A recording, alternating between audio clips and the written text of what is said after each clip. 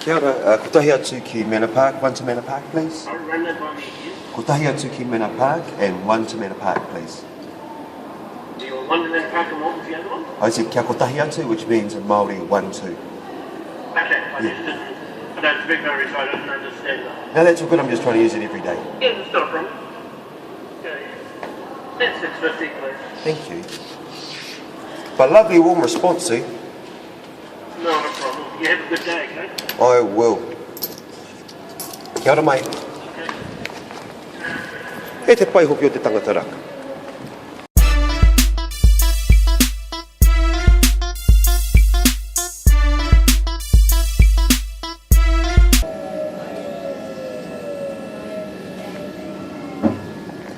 E te iwi ko te ingo o tēnei wāhi ko ngauranga.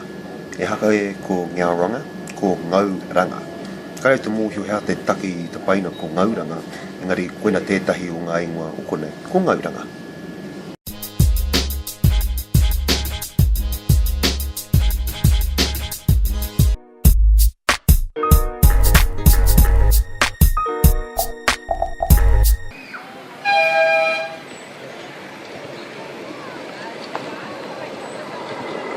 Ko tai atu a hau ki tēnei wāhi I te ākau o Kāpiti.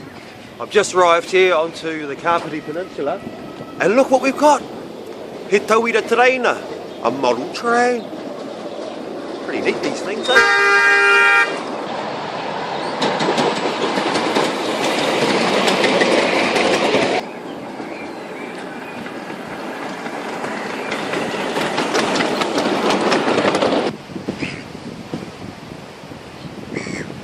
Have you ever come down to the beach and you decided to go have a kai, and you know what, we all have had our kai on the beach, and that can be okay, I guess, but have you ever done your karakia when you're doing it? I'm just saying, like, don't just say amen and that's your karakia, because that's not a karakia, that's just saying amen.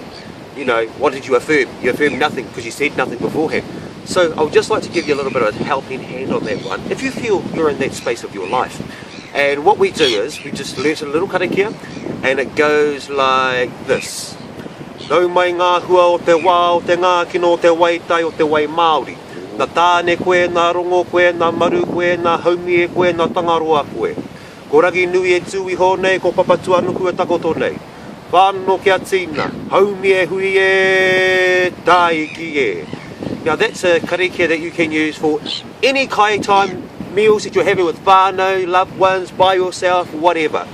So that is a cool karakia to, just to start your day when it comes to having a kai.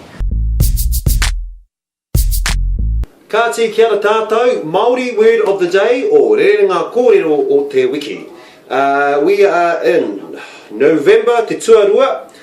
Nah, so we are kei te hia mui koe. Are you tired or sleepy?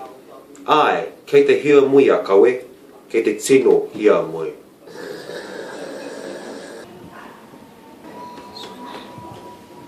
Nau mai piki mai ki tēnei te whare nui o te hau ki tūranga. Ko kawe rusa hau e mihi kautuana kia koutou. Kei raro tātou ngā manaakitanga o te māhau o tēnei o ngā whare. Ki tēnei taha, ngā poukau, te whare. E hara tēnei te veranda anake, he māhau. Hei manaaki pai te manuwhiri, hei manaaki pai i ngā iwi ka whakareke nei ki rungi tawa iwira. Engari kia mōhio pai koutou, ko tēnei te tino tauira o ngā whare nui kutanoa i te mutu. O te take, te tino tānga, titiro mai e nei. Te tino kai, te tino rawe, te whakarākei i te i e nei rākau, kia tū mai tēnei whare nui. Nā tā pirana ngata tēnei tāonga i whakatūri akia pēnei nā, engari nā te tohunga whakairo a rahu ruki rukupo i hanga mai i tēnei tāonga i te rārau tautoru. Kia ora mai koe. Kia ora, and thank you for having a chat with us today. My name's Kawe, and what's your name? Ko Anna. Ko Anna, tēnā koe Anna. Yeah. Now, when you were young, what was it like going to learn te reo Māori at school?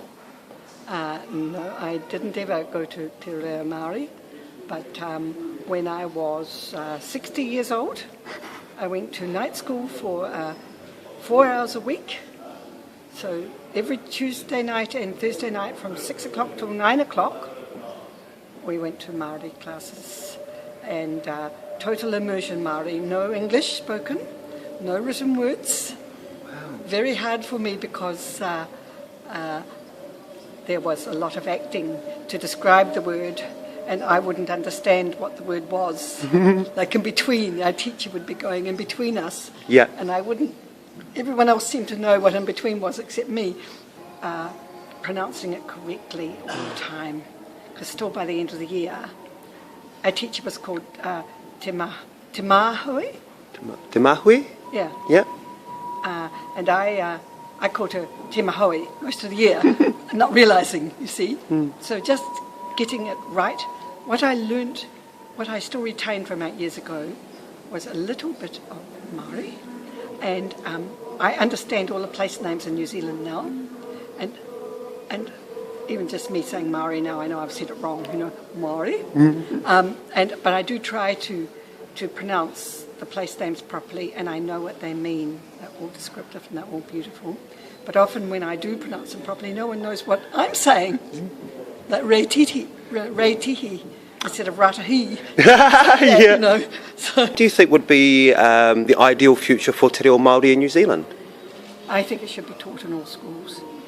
I think that it honours everybody to know exactly where everything came from, and it especially empowers Māori, the original inhabitants, and just to honour the place names too, so that we know how to pronounce them, especially in the South Island.